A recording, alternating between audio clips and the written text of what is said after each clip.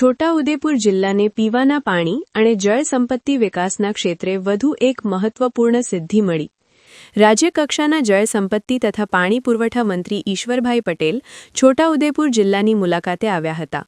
તેમની આ મુલાકાત દરમિયાન નસવાડી તાલુકાના કુપ્પા અને ડુંગરવાંટ ગામ પાસે આવેલ મહત્વપૂર્ણ પાણી પુરવઠા સંપની વિગતવાર મુલાકાત લેવામાં આવી હતી. ડુંગરવાંટ ગામ નજીક તૈયાર થયેલ આ પાણી પુરવઠા સંપ મારફતે આસપાસના કુલ 52 ગામોને શુદ્ધ અને સલામત પીવાનું પાણી ઉપલબ્ધ કરાવવાનું આયોજન કરવામાં આવ્યું છે, જે આદિવાસી અને ગ્રામ્ય વિસ્તાર માટે એક મોટી સુવિધા સાબિત થવાની છે. મંત્રીએ સંપની મુલાકાત દરમિયાન પાણી પુરવઠા વિભાગની લેબોરેટરીમાં જઈને ટેકનિશિયનની હાજરીમાં પાણીનું લાઇવ ટેસ્ટિંગ કરાવ્યું હતું અને પાણીની ગુણવત્તા અંગે સંતોષ વ્યક્ત કર્યો હતો. આ ઉપરાંત મંત્રી ઈશ્વરભાઈ પટેલે સુખી જળાશયની પણ મુલાકાત લીધી હતી અને જળ સંગ્રહ, સિંચાઈ તથા પીવાના પાણીની વ્યવસ્થાઓ અંગે અધિકારીઓ સાથે વિસ્તૃત ચર્ચા કરી હતી. તેમણે જણાવ્યું હતું કે સુખી જળાશયો વિસ્તારના ખેડૂતો અને નાગરિકો માટે પાણીની સુરક્ષા વધુ મજબૂત બનાવવામાં આવશે. વિશેષ મહત્વની વાત એ રહી કે મંત્રીએ દેશના બીજા અને ગુજરાત રાજ્યના અગ્રણી રબ્બર ડેમના નિર્માણ કાર્યની પણ મુલાકાત લીધી હતી. તેમણે જણાવ્યું હતું કે ગુજરાત રાજ્યનો આ પ્રથમ રબ્બર ડેમ ટૂંક સમયમાં પૂર્ણ થવા જઈ રહ્યો છે, જેનાથી વરસાદી પાણીનો વધુ સંગ્રહ શક્ય બનશે અને ભૂગર્ભ જળસ્તરમાં વધારો થશે. આ રબ્બર ડેમ પૂર નિયંત્રણ, સિંચાઈ અને પીવાના પાણી માટે ખૂબ ઉપયોગી સાબિત થશે. મંત્રીએ કહ્યું હતું કે રાજ્ય સરકાર વડાપ્રધાન નરેન્દ્રભાઈ મોદીના માર્ગદર્શન હેઠળ ઉદ્વહન સિંચાઈ યોજનાના સંકલ્પને સાકાર કરવા અને છોટાઉદેપુર જેવા આદિવાસી જિલ્લાઓમાં આધુનિક પાણી પુરવઠા યોજનાઓને પ્રાથમિકતા આપવામાં આવી રહી છે.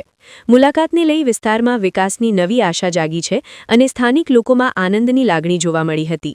આજરોજ છોટાઉદેપુર જિલ્લા ખાતે પાણી પુરવઠા અને સિંચાઈ વિભાગના અનેકવિધ યોજનાઓ ચાલી છે અને વિઝિટ અહીંયા આવ્યા હતા.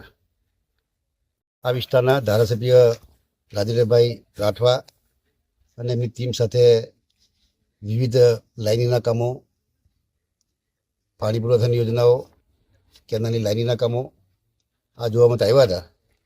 એમાં રાજવાસળા ગામે હેરણ નદી ઉપર રબર ડેમની કામગીરી ચાલી રહી છે, જે ગુજરાતની અંદર આવા રબર ડેમ 3 છે. એ પૈકીનો આ હેરણ ડેમની ઉપર પણ આ બનાવવામાં અત્યારે હાલમાં કામગીરી ચાલી રહી છે. એની જે લંબાઈ છે રબર ડેમની 180 મીટર એની લંબાઈ છે. સાથે સાથે 3.5 મીટર ફ્રેસ્ટ લેવલ છે અને પાણી સંગ્રહ શક્તિ 3.5 MCM પાણીનો સંગ્રહ થવાનો છે. જે કુલ કમાન્ડ વિસ્તાર છે 3420 હેક્ટર જેટલા વિસ્તારમાં આ ડેમ બનવાથી સિંચાઈ માટે પાણી એમને મળવાનું છે. અને એમાં લાભિત ગામો જે 25 ગામો છે એ પૈકીના 10 ગામ બોદરીના છે અને 15 ગામ સંખેડા તાલુકાના છે. અને સાથે સાથે આજે એની પ્રોજેક્ટ કોસ્ટ છે એ 82.57 એટલે કે 83 કરોડ રૂપિયાના ખર્ચે આ ડેમની કામગીરી ચાલી રહી છે અને 30 મહિનાની અંદર આની કામગીરી પૂર્ણ થયાથી લોકોને આ વિસ્તારમાં સિંચાઈ માટેનું પાણી પણ મળવાનું છે. એની સાથે સાથે સુખી જમણાકાંઠા મુખ્ય નહેરની જબુ ગામ જે ડિસ્ટ્રીબ્યુટરી છે એને પણ લાઇનનું કામ ચાલુ વર્ષે ચાલી રહ્યું છે.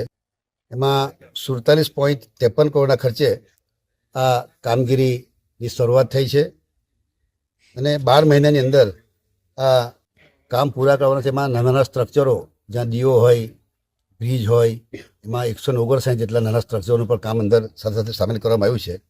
આ મુખ્ય નહેરની લંબાઈ એ 16 કિલોમીટરની છે અને માયંદોર થઈને 31 કિલોમીટરની લંબાઈની આ નેટવર્ક ધરાવે છે.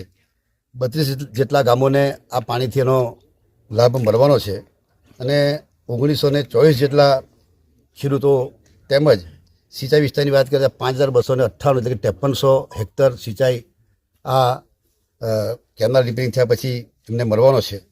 એમાં સાથે સાથે 16 કિલોમીટર કેનાલ ઉપર ડામરના રસ્તાનું પણ નિર્માણ કર્યું, જેથી કરીને આજુબાજુના ગામના લોકોને આવવા જવા માટે પણ સવલતતા રહે. એની સાથે અમે પાણી પુરવઠાની વાત કરીએ ત્યારે કુપા જૂથ પાણી પુરવઠા યોજના એ નસવાડી તાલુકાનું છેવાડાનું મહારાષ્ટ્ર, મધ્યપ્રદેશ અને ગુજરાતની બોર્ડર ઉપર નર્મદા નદીની અંદર આ યોજના ચાલી રહી છે. આ યોજનામાં 73 ગામો જે છે એ પૈકીના 71 ગામ એ નસવાડી તાલુકાના છે અને 2 ગામ કવાંટ તાલુકાના છે. ત્યાં પણ WTP પ્લાનની ક્ષમતા ગણીએ તો 8.50 MLDની કેપેસિટી છે. ભૂગર્ભ સમ્પ, સ્ટાફ ક્વાર્ટર્સ, એની સાથે 5 વર્ષ સુધી આ કોન્ટ્રાક્ટર ચાલુ કર્યા પછી એ પોતે ચલાવશે અને પછી જ સરકારને આપશે. આ યોજના 51 કરોડના ખર્ચે 40 ગામો આના અંદર સમાયેલા છે અને 87.97 કરોડના ખર્ચે આ કામગીરી પ્રગતિમાં ચાલી રહી છે.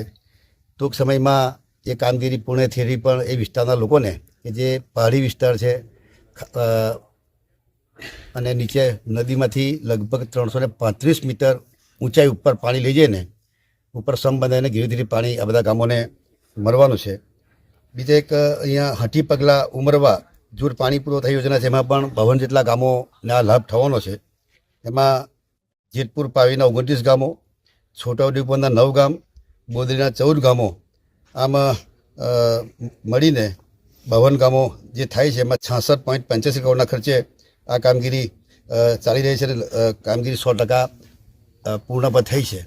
જે પ્રકારે છેવાડાના માનવીની ચિંતા કરીને આપણા યશસ્વી વડાપ્રધાન આદરણીય નરેન્દ્ર મોદી સાહેબે ગુજરાતના મુખ્યમંત્રી હતા ત્યારથી જે રીતે ઉડવર સિંચાઈ યોજના અમલમાં લાવીને જે વિસ્તારમાં ડેમથી ઉપરવાસનો વિસ્તાર હતો, જે ડુંગરાળ વિસ્તાર હતો, એવા લોકોને હાઈટ ઉપર પાણી પમ્પિંગ કરીને પહોંચાડીને ઉપરથી ડ્રીપ સિસ્ટમ કરીને તમામ ખેડૂતો પોતે પોતાની રીતે પોતાનું સિંચાઈ કરી શકે એ પ્રકારનું કામગીરી કર્યા હતા. એમના જ પગલે આ રાજ્યના મુખ્યમંત્રી શ્રી ભૂપેન્દ્રભાઈ પટેલ પણ આવા વિસ્તારોની અંદર જલ્દીમાં જલ્દી કામ પતે, લોકોને જલ્દીનો લાભ મળે એ પ્રકારની જ્યારે કામ કરી રહ્યા ત્યારે હું આ વિસ્તારમાં વિઝિટ કરીને વહેલામાં વહેલા તકે જલ્દી કામ પૂરા થાય અને છેવાડાના લોકોને એનો લાભ મળે એ પ્રકારની કામગીરી કરી રહ્યા. સમાચારની અવનવી અપડેટ જોતા રહો નિખરતા ગુજરાત ન્યૂઝ સાથે. નિખરતા ગુજરાત ન્યૂઝને લાઇક, શેર, સબસ્ક્રાઇબ કરો અને બેલ આઇકન દબાવીને સમાચારની ઝડપી માહિતી મેળવો.